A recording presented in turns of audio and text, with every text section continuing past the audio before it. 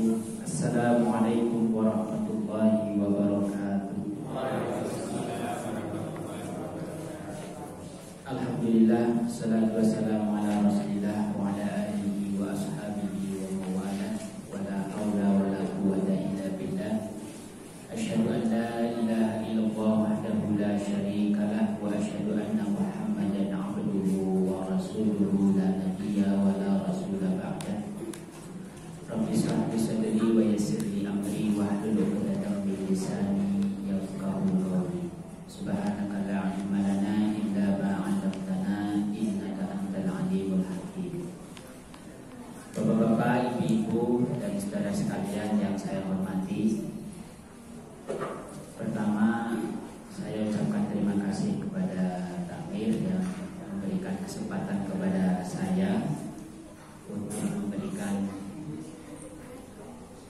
untuk belajar bersama, karena sebetulnya saya tidak pantas. Di tengah kita itu ada Dr. Widodo ini, dosen saya sebetulnya ya. Saya kaget, wah harusnya tadi 10 watt sekarang 5 watt.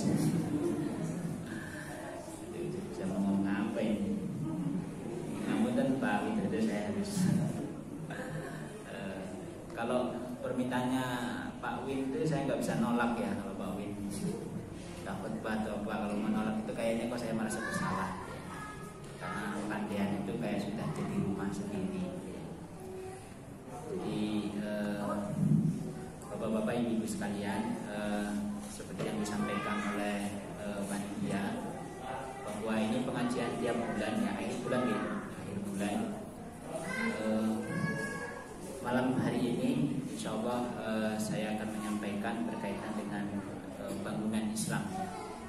Bangunan Islam. Sebelumnya, pertama-tama mari kita panjatkan rasa syukur kita kepada Allah Subhanahu wa taala, sehingga pada malam hari ini kita diberikan kemudahan oleh Allah untuk hadir di masjid yang kita cintai bersama ini. Mudah-mudahan ini menjadi bentuk rasa syukur kita kepada Allah Subhanahu wa taala. Kemudian mari kita senantiasa bersalawat kepada baginda kita Nabi Muhammad SAW, kepada para sahabatnya, keluarganya, dan kita semua yang istiqomah terhadap sunnah-sunnahnya. Semoga kelak di yaumil akhir kita bisa berjumpa dengan Nabi kita tercinta Nabi Muhammad SAW. Bapak-bapak, ibu-ibu, saudara sekalian, jamaah Masjid Radul Jannah rahimahumullah. Bicara tentang bangunan Islam, saya akan mengutip satu hadis di dalam kitab hadis Arba'in An-Nawawi yang ditulis oleh Imam An-Nawawi. Hadis yang ketiga. Kalau bapak-bapak, ibu-ibu itu punya buku kecil ya, biasanya itu banyak dijual di toko-toko buku Islam ya. Ada kitab kecil ya, itu kumpulan hadis Arba'in An-Nawawi, jumlahnya 40-an ya. Karena ada riwayat menyampaikan man hafidha arba'ina hadisan dakhalal jannah. Barang siapa yang menghafal 40 hadis, maka dia akan masuk surga. Di beberapa riwayat yang lain mengatakan hadis ini lemah ya. Tapi kita juga ya. Di beberapa hadis yang lain menyampaikan bahwa hadis ini lemah, tapi kita mengambil hikmahnya ya, semangat kita. Inilah yang diambil oleh para ulama. Banyak para ulama kita yang menulis ya, mengumpulkan ya, mengoleksi, kemudian menjadi kitab kecil. Itu kumpulan 40 hadis. Salah satunya adalah Imam An-Nawawi.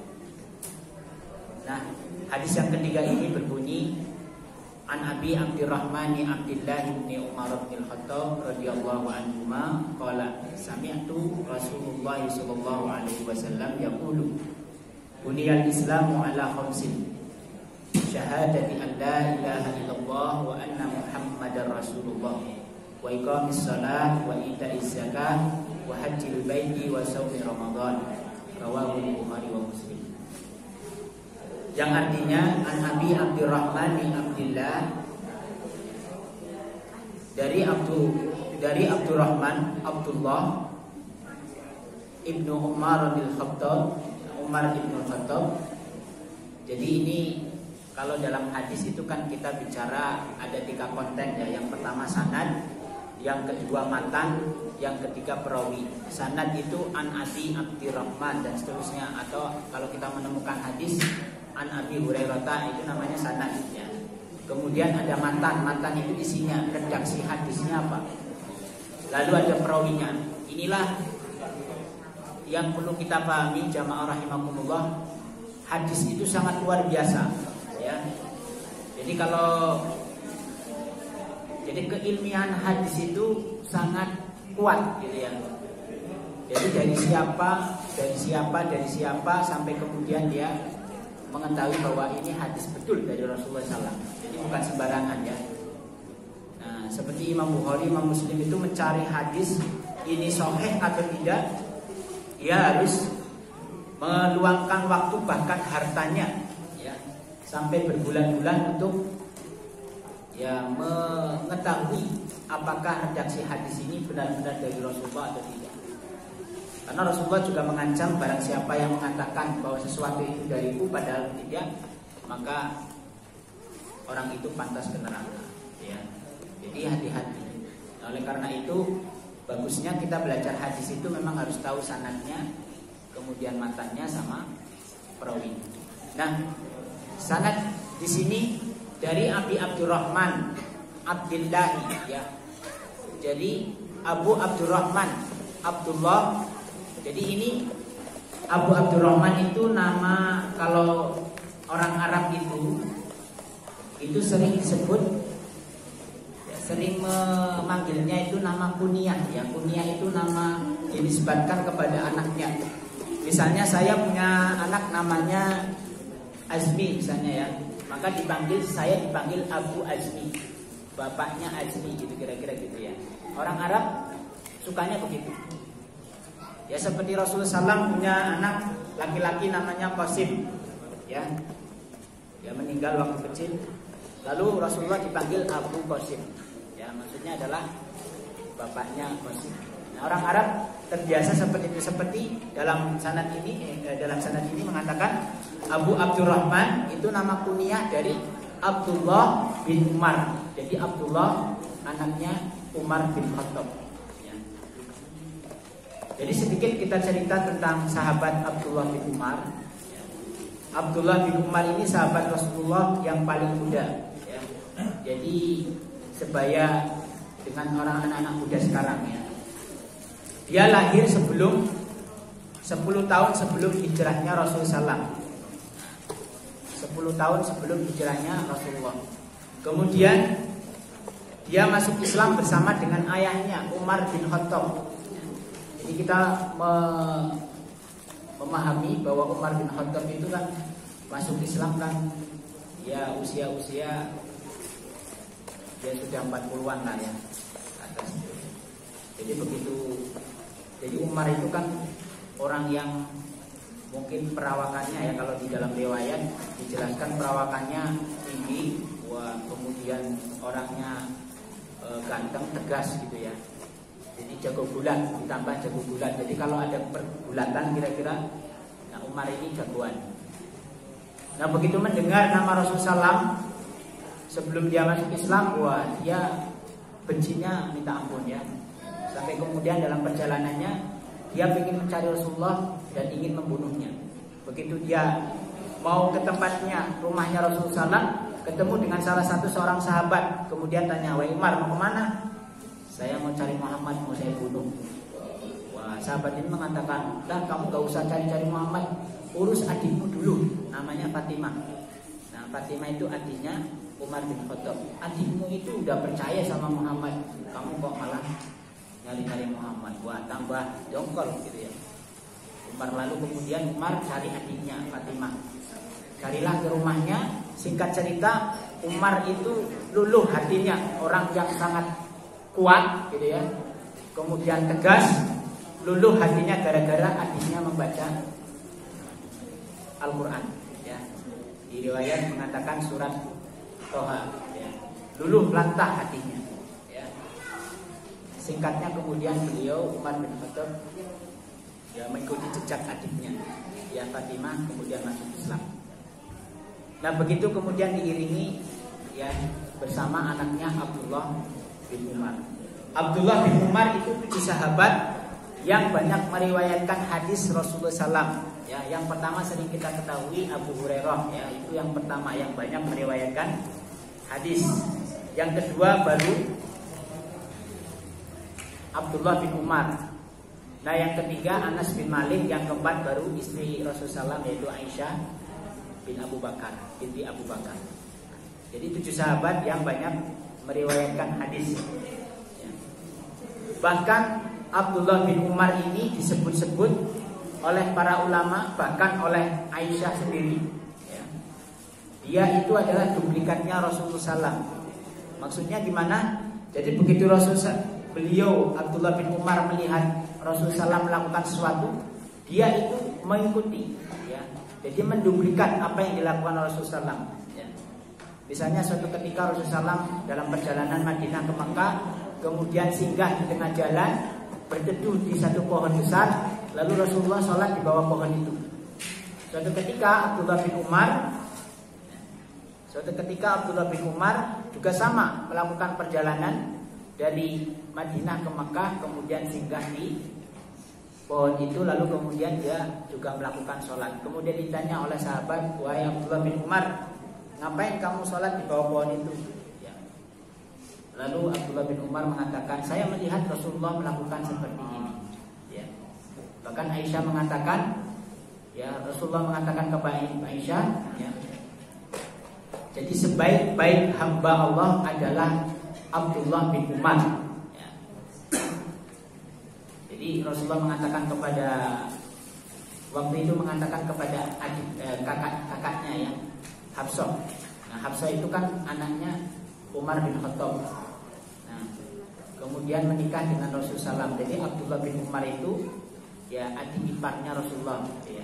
Ketika Rasulullah menyampaikan kepada Hafsah bahwa sebaik-baik hamba adalah Abdullah bin Umar, ya, tapi ada kecualinya. Kalau Abdullah bin Umar itu selalu sholat malam. Nah, begitu mendengar itu, ya, Hafsah kemudian langsung menemui Abdullah bin Umar adiknya. Nah, kemudian ceritain Abdullah, ya. Rasulullah itu menyampaikan bahwa sebaik-baik hamba adalah kamu Abdullah bin Umar. Tapi ada syaratnya. Kalau kamu senang sholat malam. Dan begitu ya Hafsah itu menyampaikan seperti itu, maka Abdullah bin Umar dalam satu riwayat tidak pernah meninggalkan sholat malam. Nah itu begitu takdimnya ya, begitu itibanya ya Abdullah bin Umar kepada Rasulullah SAW. Bahkan Aisyah juga mengatakan aktsarunas, jadi orang yang paling banyak kira-kira meniru ya gaya atau segala perbuatan Rasulullah SAW adalah Abdullah bin Umar. Bahkan para ulama juga menjadikan perilaku Abdullah bin Umar sebagai hujjah ya. Jadi ada misalnya di dalam sholat jenazah ya. Sholat jenazah itu kan 4 takbir ya. 4 takbir. Takbir pertama membaca Al-Fatihah, kedua sholawat, yang ketiga ampunan untuk si mayit. Kemudian yang takbir keempat Allahumma la tahrimna ajrahu dan seterusnya itu. Dalam satu riwayat tidak ada redaksi hadis yang mengatakan bahwa takbir 4 itu harus mengangkat tangan. Itu kira-kira gitu ya. Tapi kan kebiasaan masyarakat kita melihat takbir itu mengangkat tangan kan gitu. Allahu Akbar. Begitu juga sholat Idul Adha, Idul Fitri. Ya rakaat pertama jadi rakaat pertama 7 kali takbir, rakaat kedua 5 kali takbir. Memang tidak ada redaksi secara spesifik bahwa setiap takbir harus mengangkat tangan. Itu tidak ada hadisnya. Para ulama menjelaskan tidak ditemukan. Tapi menemukan sebagai hujjah ketika Abdullah bin Umar melakukan itu. Nah, jadi ketika Abdullah bin Umar yang melakukan sholat jenazah, dia mengangkat tangan. Begitu juga sholat Idul Adha, Idul Fitri mengangkat tangan. Maka para ulama mengambil satu hujjah itu dijadikan sebagai pegangan bahwa takbir ketika sholat jenazah maupun Idul Adha, Idul Fitri itu boleh ya, karena dilakukan oleh Abdullah bin Umar, karena menganggap Abdullah bin Umar adalah duplikatnya Rasulullah SAW. Jadi kalau misalnya nanti ada saudara kita sholat jenazah kok ketika takbir pertama, kedua, ketiga nggak mengangkat tangan, ya jangan disalahkan, memang tidak ada redaksi yang spesifik gitu ya.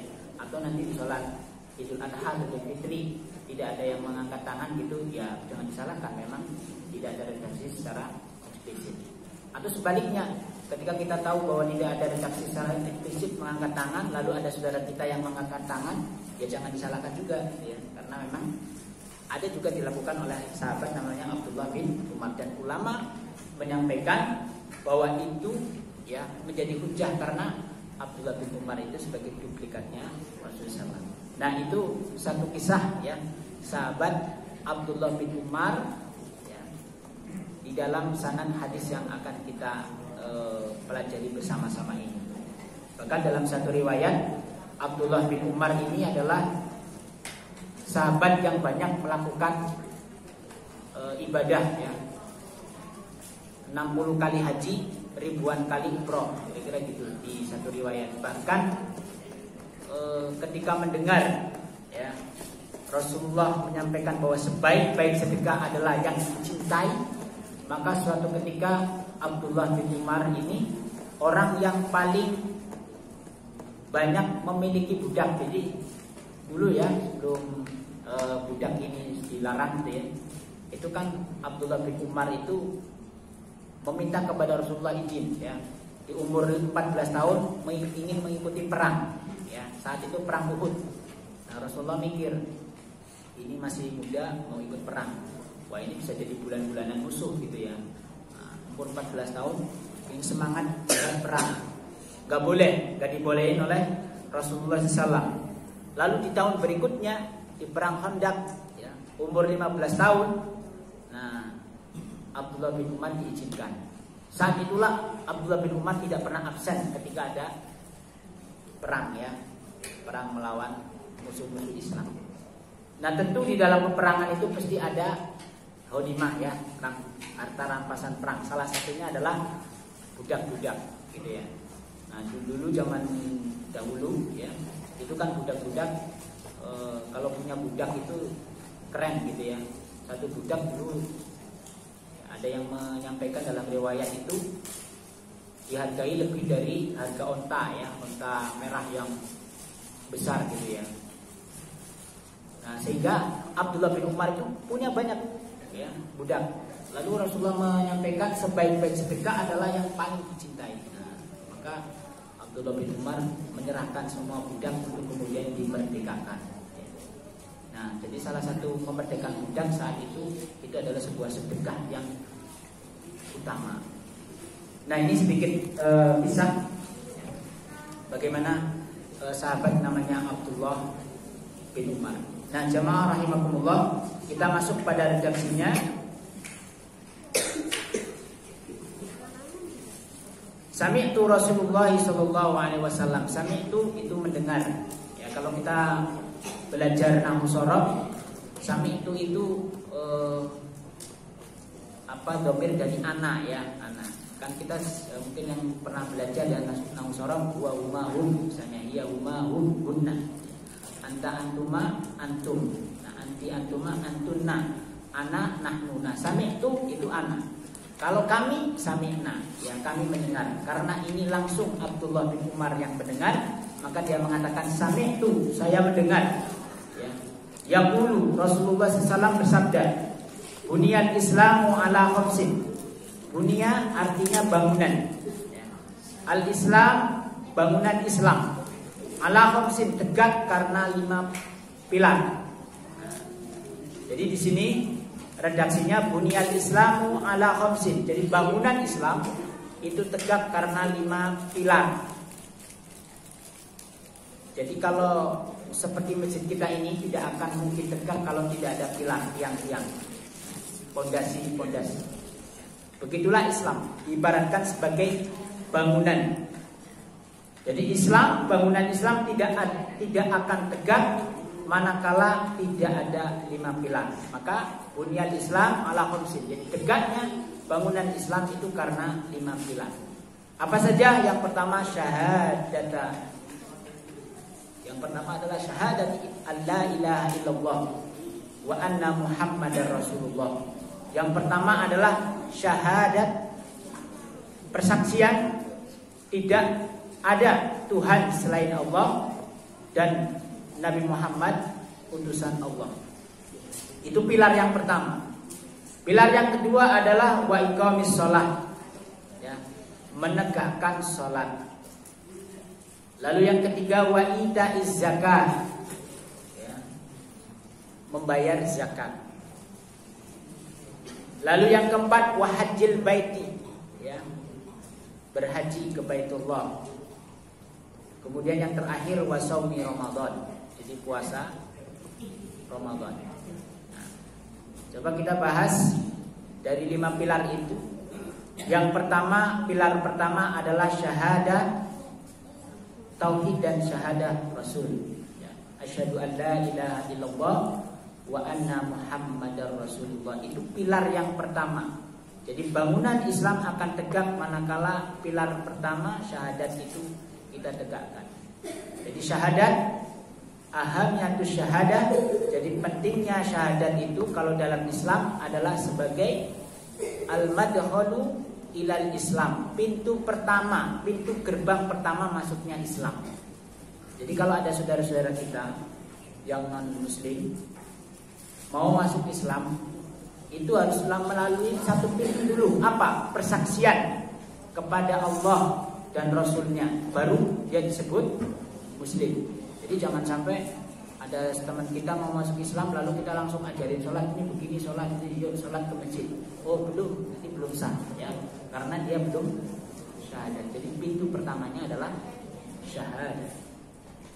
Jadi pentingnya syahadat adalah sebagai pintu gerbang pertama, ya, masuknya Islam. Bahkan syahadat ini sebagai hakikatul da'watur rasul. Jadi sebagai hakikat dakwahnya para rasul, dari Nabi Adam sampai Nabi Muhammad, dakwahnya ya tauhid kepada Allah, ya. Kemudian mengakui utusannya Nabi saat itu dakwah tauhid. Jadi semua para nabi rasul itu dakwahnya ya tauhid, ya. Jadi tidak ada yang kemudian melenceng dari ajaran tauhid. Nabi Adam, ya, Nabi Yunus, Nabi Soleh, Nabi Nuh, sampai Nabi Isa dan Nabi Muhammad SAW itu dakwahnya adalah dakwatullah. Lalu syahadat ini juga punya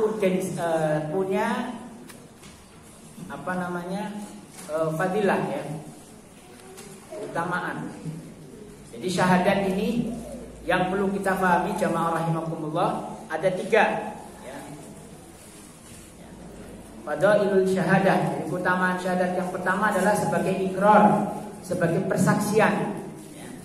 Jadi ketika kita masih dalam kandungan ibu kita umur 120 hari, ya, ketika di situ ditiupkan ruh, ya, kalau di riwayat dalam hadis disampaikan ditiupkan ruh, lalu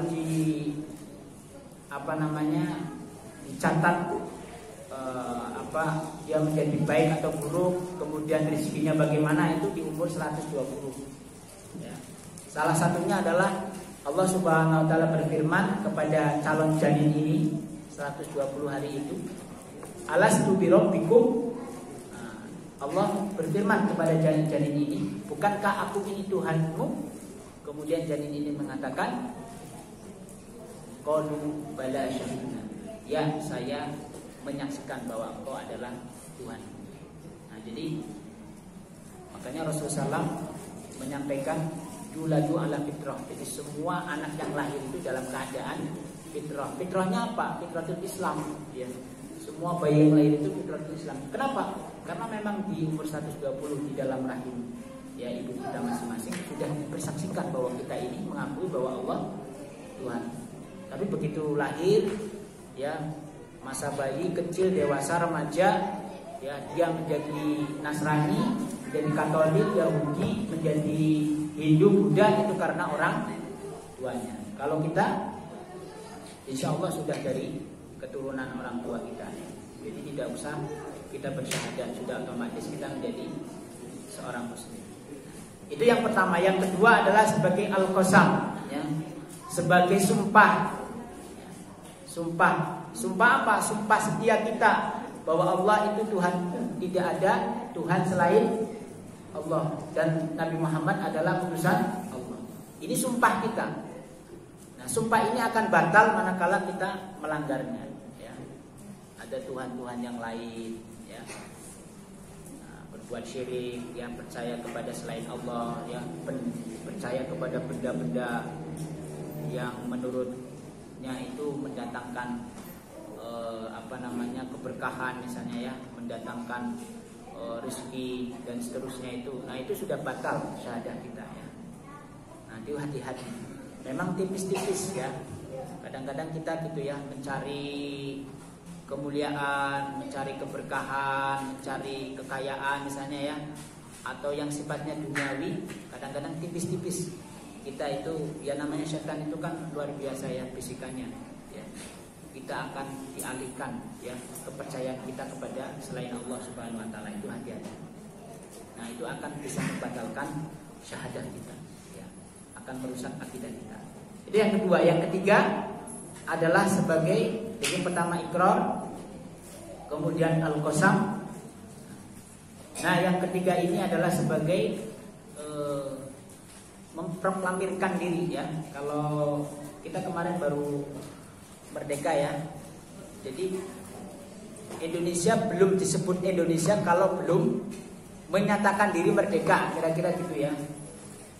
Maka kalau kita belajar, ya, di sekolah-sekolah misalnya, nah, kalau proklamasi itu adalah sebagai pintu gerbang kemerdekaan Indonesia. Jadi proklamasi yang pengikraran, ya. Nah, itu penting. Nah, kita juga seperti itu. Sebagai seorang muslim, ya, harus menyatakan diri. Nah, salah satunya adalah persaksian kita kepada Allah dan Nabi Muhammad sebagai utusan Allah Subhanahu wa taala. Barulah disebut sebagai seorang muslim. Begitu juga Indonesia, ya. Indonesia tidak akan bisa menjadi negara kalau tidak ada pernyataan proklamator, ya, pernyataan kemerdekaan. Itu tentang syahadah, ya, jamaah rahimakumullah. Sehingga penting bagi kita agar kita bisa menguatkan kembali, ya, syahadah kita. Jangan sampai syahadat kita menjadi batal, ya. Nah, pada masa sahabat, ketika Rasulullah sudah meninggal, ya, kemudian Abu Bakar naik menjadi khalifah pengganti Rasulullah SAW, banyak yang kemudian menganggap Rasulullah sudah meninggal, ya udah agamanya sudah hilang, maka itu batal. Kenapa batal? Ya, mereka sudah mengingkari bahwa Rasulullah bukan lagi sebagai utusan Allah, maka mereka murtad, ya. Salah satu kemurtadannya mereka tidak mau patuh terhadap syariat-syariat Islam saat itu. Salah satunya adalah, ya, dia tidak mau sholat, dia mau membayar zakat dan seterusnya. Maka, ya, Khalifah Abu Bakar dengan tegas, ya, memeranginya, ya. Nah, maka muncullah perang namanya perang Riddah, ya. Nah, di saat itu banyak sekali sahabat yang meninggal, termasuk sahabat-sahabat yang hafal Al-Quran. Nah, itu saat itu tegas, ya, Abu Bakar. Nah, karena ini penyakit, bahkan menggerogoti akidah-akidah umat Islam yang sudah kuat gitu. Nah, makanya perlu diperangi saat itu, ya, Abu Bakar Siddiq. Nah, jamaah rahimakumullah, itu yang pertama. Yang kedua adalah bangunan atau pilar bangunan Islam. Yang kedua adalah wa iqamis shalah, ya, yaitu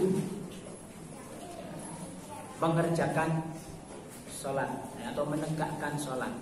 Nah, sholat sebagaimana yang kita ketahui adalah syariat yang langsung, ya, diterima oleh Rasulullah SAW, ya, dari Allah langsung, ya.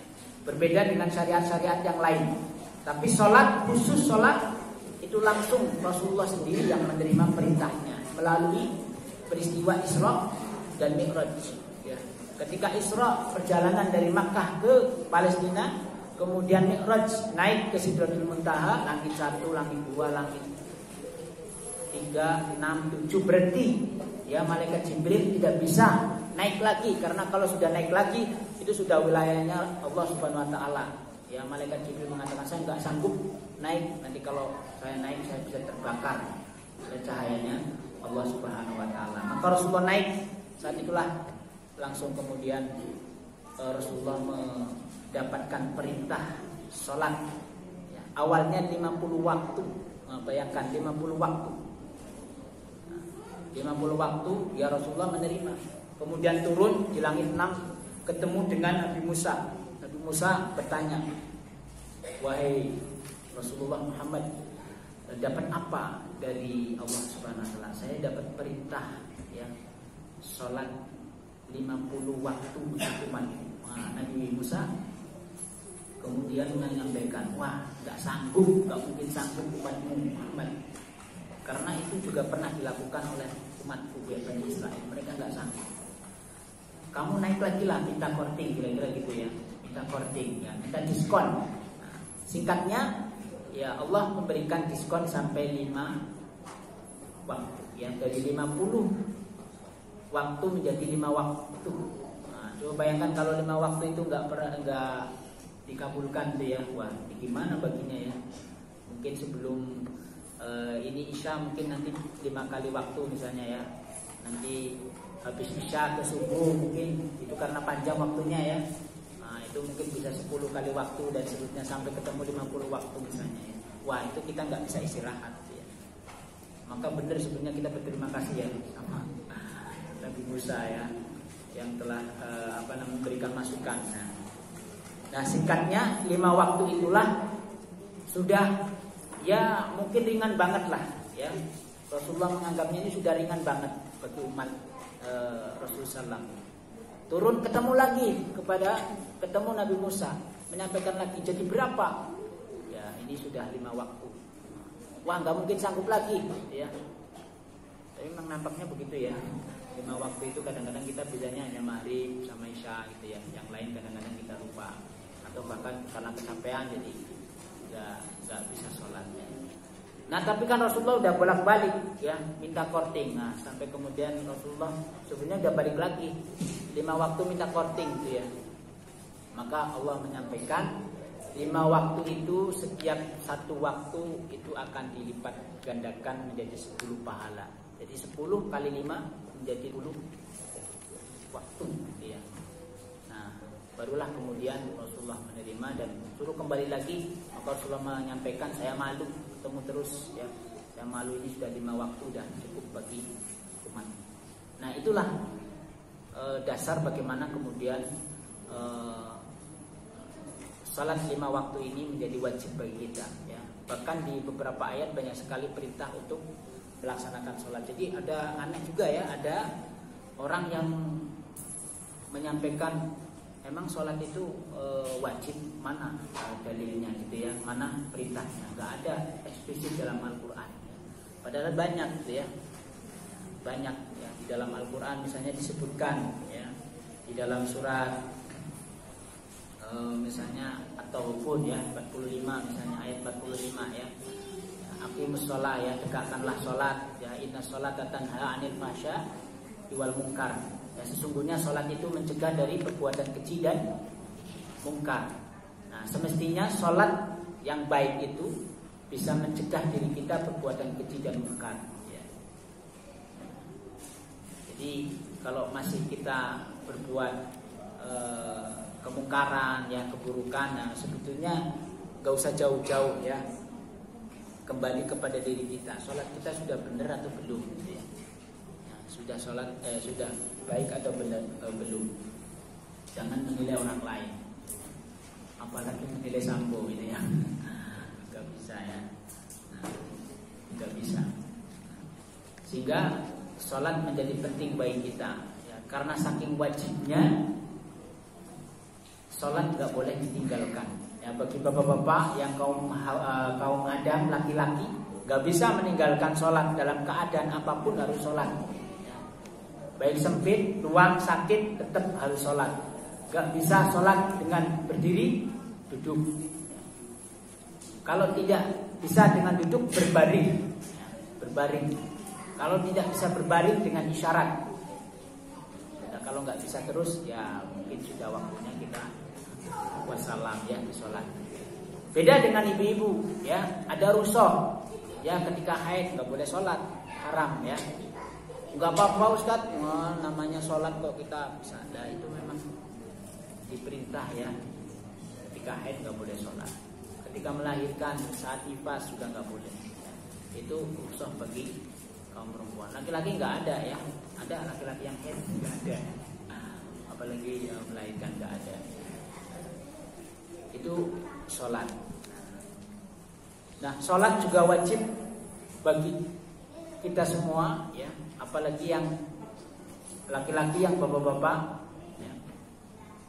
Kalau madhab Abu Hanifah, laki-laki itu wajib sholatnya di masjid, nah, jamaah di masjid. Itu madhab Abu Hanifah. Selain itu gak wajib ya. Karena Abu Hanifah itu mengambil hujjah dari hadis Rasulullah SAW ya. Jadi orang yang sholat berjamaah itu lebih baik daripada sendirian ya, karena pahalanya 27 derajat. Maka ini diambil hujahnya menjadi wajib ya, laki-laki itu sholat di masjid berjamaah. Nah, kita mau ngambil yang mana ya? Mau ngambil 27 derajat atau 27 pahala atau satu ya. Tapi kalau orang yang mau beruntung kan mestinya pengen yang banyak kan gitu ya. Nah, maka pilihnya adalah di masjid. Walaupun di madhab yang lain ya, madhab Imam Syafi'i, Hambali ya, kemudian Maliki ya, mereka menganggap tidak wajib ya, tapi sunnah muakkadah ya. Nah, tapi lebih baik memang kita masjid. Begitu juga ibu-ibu tidak wajib untuk di masjid ya, tidak wajib. Tapi bagi bapak-bapak tidak melarang ya, ibu-ibu sholat di masjid. Ada satu kelompok yang menganggap bahwa ibu-ibu haram sholat di masjid. Itu ada itu ya. Nggak boleh. Kenapa? Itu membawa fitnah gitu ya, macam-macam lah kira-kira. Nah, itu kan pemahaman yang sangat ekstrim ya. Nah, tapi maksud kita adalah ya, ibu-ibu boleh di masjid, tapi jangan ada larangan kira-kira ya. Jadi bapak-bapak jangan melarang. Kenapa? Ya mungkin kenapa sholat di rumah ya mungkin ya, mungkin ini perasaan saya aja, mungkin di rumah mungkin ada bayi ya, ada anak-anak yang nggak bisa ditinggalkan, atau mungkin sedang masa kalau ditinggalkan nanti kosong gitu ya, atau nanti kebakaran misalnya. Tapi kalau itu semua nggak ada halangan ya boleh-boleh saja ke masjid ya.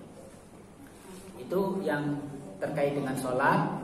Sehingga jamaah rahimakumullah, sholat ini juga menjadi ukuran kebaikan kita di akhirat nanti ya. Jadi semua amal akan, jadi sholat yang baik itu ya, jadi amal perbuatan itu baik akan diukur dari kualitas sholatnya. Kalau sholatnya baik, bagus, maka seluruh amalnya akan bagus. Itulah keutamaan dari sholat. Oleh karena itu jamaah rahimakumullah, mari kita senantiasa kembali menguatkan ya aktivitas sholat kita. Jangan sampai sholat itu menggugurkan kewajiban ya. Tapi jadikan sholat itu kebutuhan. Sebagaimana kita makan itu kan butuh. Jadi kalau kita nggak sholat itu kayak kita kelaparan ya, nggak makan. Nah mestinya seperti itu. Jangan sampai wah sholat menggugurkan kewajiban. Kalau sudah sholat berarti saya sudah nggak wajib lagi ya. Tapi jadikan sholat jadi kebutuhan. Bahkan Rasulullah SAW juga menyampaikan kepada Bilal, ya Bilal ya, istirahatkan saya. Sebuah kebutuhan, istirahat itu butuh ya. Nah gimana cara istirahat Rasulullah? Ya Bilal suruh adzan, maka masuk waktu sholat ya. Nah bapak-bapak, ibu-ibu, jamaah rahimakumullah, kemudian kita lanjutkan yang ketiga, pilar ya, bangunan Islam yang ketiga adalah wa'ida'iz zakat, yaitu mengeluarkan zakat ya. Zakat itu wajib bagi orang yang mampu ya, yang memiliki harta yang sudah memiliki nisab, batas ya dikeluarkannya zakat.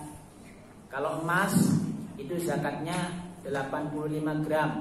Jadi bapak-bapak ibu-ibu kalau punya emas di rumah ya disimpan 85 gram mungkin lebih misalnya, dan itu sudah 1 tahun maka wajib dizakati 2,5%. Sekarang 1 gram emas berapa harganya? Tadi saya lihat itu 1.010.000 ya. Kalau 85 gram berarti ya kira-kira 85 jutaan ya. Berarti kalau sudah 1 tahun kita nyimpen emas entah di rumah atau di bank ya, nah itu wajib dizakati 2,5% dari 80 juta tadi ya, 85 juta ya. Itu wajib dizakati. Banyak berkembang ya zakat-zakat yang lain ya, zakat pertanian, zakat perdagangan ya. Kemudian yang kontemporer sekarang itu adalah zakat profesi sebagaimana yang disampaikan oleh Syekh Yusuf Qaradawi ya dalam fikih kontemporernya. Beliau mengatakan zakat profesi itu di masa Rasulullah nggak ada ya. Profesi itu seperti ya guru, dosen, kemudian dokter ya, pengacara, itu kan profesi. Zaman Rasulullah kan nggak ada ya. Nah maka itu masuk wilayah fikih kontemporer. Nah maka masuk istilahnya adalah zakat profesi tadi ya. Sama zakat profesi juga 2,5%, tapi diukur dari jumlah 650 gram beras, kira-kira gitu, 650 gram beras. Kilogram maksudnya, kilogram beras. Nah dihitung saja. Kira-kira kalau zakat profesi itu ya minimal setahun sebulan ya 5 jutaan itu baru kena ya. Itu tentang zakat. Zakat potensi di Indonesia luar biasa ya. Jumlah umat Islam kita ini, kalau penduduk umat Indonesia ya, itu kan sekarang 275 juta ya. 275 juta. BPS mencatat penduduk umat Islam itu sekitar 88% ya. Jadi dihitung saja ya, 88% kali 275 juta itu umat Islam ya. Ambillah katakanlah yang wajib zakat misalnya ya 150 juta saja ya. Itu misalnya rata-rata ya 1 juta saja sudah 15 triliun ya. Bahkan potensi zakat kita ada yang menyampaikan 20 triliun. Tapi yang masih terhimpun hanya 5-6 triliun. Jadi masih banyak sekali potensi yang belum terhimpun. Itu potensi zakat. Karena apa? Zakat itu wajib hud min amwalihim. Bahkan ketika dia kaya, umat Islam kaya, dia nggak mau zakat, malah Allah Subhanahu Wa Taala memerintahkan hud, ambillah. Maka kita ada bentuk namanya panitia zakat ya, ambil zakat ya. Ada basnas dan seterusnya. Itu fungsinya adalah untuk menegakkan itu hud min amwalihim, ambil itu ya disurati kira-kira gitu. Zakat ini. Jadi kalau nanti Bapak Ibu sudah memang mampu zakat disurati, nah itu sebenarnya peringatan ya dari Allah Subhanahu Wa Taala untuk segera dikeluarkan. Karena apa? Di dalam harta kita itu ada hak orang lain ya. Ada hak orang lain, 8 asnaf ya, fakir miskin, gharib ya, kemudian ibnu sabil ya, lalu kemudian mu'alaf, kemudian ada misalnya fisabilillah dan seterusnya. Nah, mereka adalah para penerima zakat. Itu peruntukan. Jadi kalau kita kemudian menyimpannya, nggak mengeluarkan, nah hati-hati itu ya. Boleh jadi menjadi perantara musnahnya harta kita. Sebagaimana Qarun ya. Qarun itu kan konglomerat luar biasa ya di zamannya Fir'aun. Nah, Qarun itu memang masih sepupuan dengan Nabi Musa. Nah, ketika Qarun itu nggak punya apa-apa, dia ketemu Musa. Wahai Musa, katanya kamu Nabi Allah ya. Kok saya didoakan menjadi orang kaya raya? Wah benar, Nabi Musa ya doakan Qarun jadi kaya. Benar kaya raya. Wah pokoknya apa-apa punya gitu ya. Bahkan gemboknya ya, brankas ya untuk menyimpan uang itu dari emas ya, luar biasa. Beratnya luar biasa ya, bahkan harus digotong. Nah suatu ketika Nabi Musa tadi ya melaksanakan perintah Allah untuk mengingatkan Qarun zakatnya korun, kira-kira gitu. Wah, korun sombong. Apa sah? Gitu kira-kira ya. Bukan Isa ya, Musa. Apa sah? Oh, ini hasil keringat saya sendiri kok suruh disedekahkan, enak saja, kira-kira gitu. Wah, Nabi Musa marah. Nah, kalau nabi-nabi terdahulu ya, sebelum Nabi Muhammad itu kan kalau marah minta azab sama Allah langsung kan. Nah, itu bedanya. Kalau umat Nabi Muhammad kayak kita-kita ini, wah masih disayang sekali ya. Kalau misalnya seperti nabi-nabi terdahulu, wah kita mungkin tidak habis itu ya, mengingkari gitu ya. Bahkan taubat pun kita ya sebelum nyawa atau ruh di tenggorokan ya, itu bisa itu batas maksimal ya. Kalau nabi-nabi terdahulu wah langsung ya. Nah begitu juga Korun ya. Wah Korun sudah Nabi Musa mangkel ya, sudah langsung dikasih azab sama Allah ya, ditenggelamkan semua harta yang ada yang di dalam bumi. Maka ketika ada orang yang nemu ya harta di dalam bumi, nah itu harta Korun, kira-kira harta Korun atau karun. Nah itu ya, jadi jamaah rahimakumullah, zakat wajib ya. Jangan sampai kita sudah memenuhi nisab dan memang itu wajib zakat, kita nggak mengeluarkan, boleh jadi itu menjadi perantara akan hilangnya harta-harta kita ya. Bahkan mungkin tidak terasa ya. Ada saja ya, hartanya nggak berkah ya. Misalnya anak sakit, biaya buahnya ya, lalu kemudian keluar begitu saja dan seterusnya. Itu kasus-kasus seperti itu banyak. Nah, jadi penting bagi kita untuk mengingatkan bagaimana saudara-saudara kita. Makanya di masjid misalnya ada panitia ambil zakat, nah itu fungsinya adalah mengingatkan dan mengambil ya. Mengambil itu maksudnya dengan secara ya kepanitiaan ya, untuk nanti disalurkan kepada yang berhak menerima. Itu yang ketiga. Yang keempat, wahajil baiti, berhaji ke Baitullah. Jadi pilar yang keempat bangunan Islam adalah berhaji ke Baitullah ya. Haji itu diwajibkan ya tahun ke-9 Hijriah ya. Rasulullah itu seumur hidup hanya sekali melakukan haji ya. Seumur hidup hanya sekali melakukan haji. Kalau umrah berkali-kali. Nah, haji ini adalah rangkaian manasik yang dilakukan oleh ya, Abul Anbiya, Nabi Ibrahim dan Nabi Ismail alaihissalam ya. Itu haji ya. Nah kalau yang bapak-bapak yang sini sudah haji, alhamdulillah ya. Yang belum, yang belum mudah-mudahan Allah Subhanahu Wa Taala panggil ya ke Makkah Al-Munawwarah. Sudah daftar belum Pak? Yang belum. Kabarnya di Jogja itu haji reguler itu 30 tahun, benar ya? Ya saya pernah membaca itu ya, 30 tahun. Jadi kalau misalnya umur kita 30, ya kira-kira umur 60 tahun baru berangkat. Apalagi kita yang 40 misalnya ya, 50 baru daftar.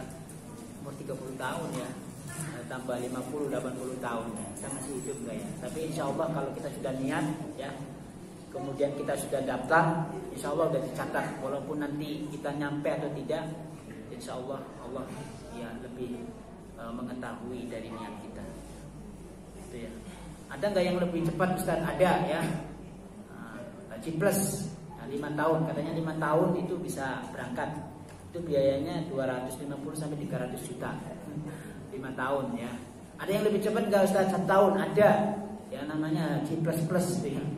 Plus atau mungkin istilahnya sekarang haji furoda itu ya. Itu 500 juta. Setahun bisa berangkat. Tapi kemarin ada masalah itu ya. Ada masalah. Nah, tapi katanya sudah terselesaikan itu ya. Saya baca di di media ini. Ya, 500 juta. Wah, itu 500 juta ya mikir ya. Tapi insya Allah kalau reguler, tapi nggak tahu ya. Sekarang katanya naik ya. Tapi bulan kemarin, maksudnya awal bulan kemarin itu, awal tahun maksudnya itu masih DP 25 juta ya, 25 juta. Tapi katanya sekarang naik mau 49 juta ya atau 50 juta ya. Nggak tahu ya. Nah, monggo yang sudah niat punya tabungan sudah daftar aja ya. Nanti perkara nanti dipanggil nyampe atau tidak, ya insya Allah Allah sudah mencatat. Nah, Bapak Ibu sekalian, yang terakhir adalah wasaumi Ramadan, puasa Ramadan. Puasa Ramadan itu hukumnya wajib ya. Kita sudah melaksanakan ya beberapa bulan yang lalu ya. Karena kewajiban ini tersirat dalam firman Allah ya.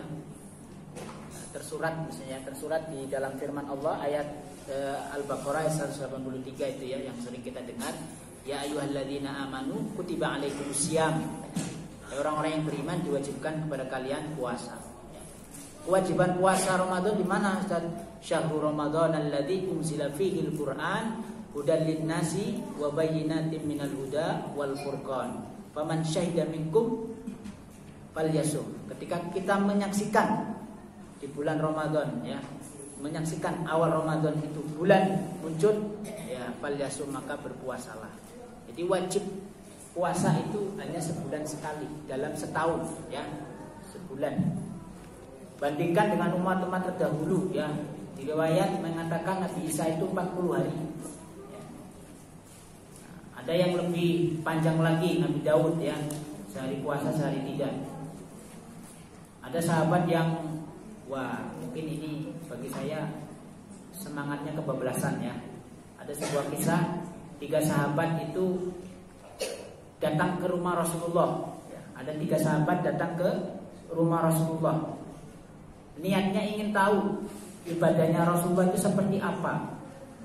Nah, ingin tahu. 3 sahabat ini kemudian ke rumah Rasulullah ya, diketahuilah Rasulullah tidak ada dan ditemuinya lah Aisyah. Aisyah mengatakan, wahai sahabat, mau ngapain di sini kira-kira gitu? Mau cari Rasulullah. Rasulullah nggak ada. Emang kenapa? Ya, saya mau ke sini tuh mau tahu ibadahnya Rasulullah. Ya. Yang satu mengatakan, saya itu selalu sholat malam terus, ya, nggak pernah tidur, nggak pernah istirahat. Oh, hebat kan? Jadi di masjid sholat terus, ya, tidak pernah istirahat sampai subuh. Yang satu lagi mengatakan saya berpuasa terus tanpa berbuka. Hebat kan? Puasa terus, hebat. Yang ketiga, saya tidak menyukai wanita dan saya tidak akan menikah ya selamanya. Kenapa? Menikah, berkeluarga itu mengganggu saya ibadah. Oh, luar biasa kan? Nah, 3-tiganya mengatakan seperti itu. Lalu kemudian dia pergi. Saat sahabat 3 orang ini pergi, saat itulah Rasulullah kembali ke rumah, ditemuilah Aisyah. Wahai Nabi, tadi ada 3 sahabat, yang satu mengatakan begini, yang satu mengatakan begini, yang satu mengatakan begini. Kemudian Rasulullah menjawab, ya, ketahuilah saya ini orang yang paling bertakwa. Saya sholat malam dan juga saya istirahat. Nah, coba perhatikan ya, saya sholat malam dan juga istirahat ya. Bapak-bapak, ibu-ibu kan sholat malam ya sholat, tapi juga tidur dulu misalnya ya. Tidur nanti bangun jam 3. Itu yang dilakukan oleh Rasulullah SAW. Saya puasa dan saya juga berbuka. Saya suka wanita dan juga saya menikah ya. Maka Rasulullah dengan nada yang agak marah, faman rohaba sunnati ya. Barang siapa yang tidak suka dengan sunnahku ini, tata caraku ini, ya falaisa minni, berarti dia bukan umatku. Itu ancamannya ya. Jadi jangan wah semangat ya semangat, tapi jangan kebablasan tuh ya. Ini ya mungkin nanti berlebih-lebihan ya, maksudnya berlebih-lebihan ya. Puasa terus nggak boleh, sepanjang hari puasa nggak boleh. Maka sahabat menyampaikan, ya Rasulullah, kalau puasa setahun sebulan sekali wah enteng gitu ya, enteng lah. Saya mau puasa terus, mau banyak puasa, kira-kira gimana Rasulullah? Ya boleh, kalau kamu ingin banyak puasa, puasa sebulan 3 hari ya, namanya puasa Ayyamul Bid ya, 13, 14, 15. Tapi bulannya bulan Hijriah, bukan bulan Masehi ya. Misalnya sekarang bulan Muharram, sekarang masuk bulan Safar ya. Mau Safar kayaknya ya. Nah, nanti dilihat ya, di bulan Safar itu ya, lihat kalender Hijriahnya, tanggal 13, 14, 15 itu hari apa? Nah, dilingkari. Itu boleh ya, disunahkan puasa Ayyamul Bid. Mau banyak lagi, puasa Senin Kamis, seminggu 2 kali. Kalau 4 minggu dalam sebulan berarti 8 kali dalam sebulan. Nah, konsisten, itu boleh. Wah sahabat, wah itu masih enteng ya Rasulullah, boleh puasa ya. Banyak puasa seperti puasanya saudaraku, yaitu puasa Nabi Daud, sehari puasa sehari tidak. Wah itu puasa yang terbanyak. Yang selain itu nggak boleh. Rasulullah yang mau puasa terus panjang hari nggak boleh, haram ya. Maka kalau kita semangat berpuasa, ya carilah puasa Nabi Daud. Saya dulu pernah ya puasa Nabi Daud pas mahasiswa S1 ya. Cuman niatnya salah, ngirit ngirit. Nah itu saya baru sadar waktu, nah ini diterima enggak gitu ya. Karena waktu itu kan prihatin ya, mahasiswa S1 itu prihatin Pak Widodo ya. Tahun 2003 itu cuma dikasih uang jajan itu 300.000 ya per bulan, bayangkan ya, 300.000. Jadi ngirit. Baik Bapak Ibu sekalian, saya kira itu sudah malam. Mudah-mudahan apa yang kita pelajari bersama ini menguatkan kita ya. Jadi bunyian Islam, jadi bangunan Islam itu akan tegak manakala kita melakukan mendirikan atau menguatkan 5 pilar itu ya. Mungkin syahadah sama sholat, kemudian puasa itu mungkin kita bisa kuatkan. Tapi zakat, haji itu ibadah maliyah dan ibadah jasadiyah ya, mungkin juga sesuai dengan kemampuan kita. Tidak semua orang bisa mampu ya. Tapi yang kita bisa mampu adalah syahadat, kemudian sholat dan puasa. Dan mudah-mudahan dengan menguatkan itu bisa mengokohkan bangunan Islam kita. Wallahu a'lam bishawab. Mudah-mudahan ada manfaatnya. Kurang lebihnya saya mohon maaf apabila ada kata-kata yang kurang pas dan tidak berkenan di hati jamaah sekalian. Saya akhiri billahi taufiq wal hidayah.